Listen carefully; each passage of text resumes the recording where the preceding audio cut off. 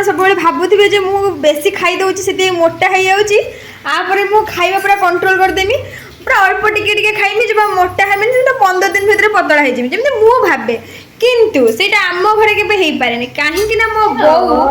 प्रत्येक दिन एते टेस्टी टेस्टी खाइबा बनाए जेमिति काली गुपचुप मु निजे बनै खाइथिनी आज चिंगुड़ी झोल करथिला चिंगुड़ी हबो माने तो बेसी का भात खाइबु तू आ पुणी आज कोन छांकी देखो एडी पकुड़ी छांकी जहाँ हेले तो लुहटा टाणी ना आप अधिक खाइबे आ कौड़ पतला हेबे से छुआ मैंने मोटा हबार मुख्य कारण हूँ माँ समस्ते कहते जे ना ना माने आम अधिका खाऊे ना से भूल कथा आमको अधिका खुआई दि जाऊँगी ना ना टिके खा ये जमा मोटा हबुनी जमा देह लगे तब जी कह मोटा हो खाऊन कहीं खाऊे एत कम खाऊन तो मुझे कौन कौन खाईदे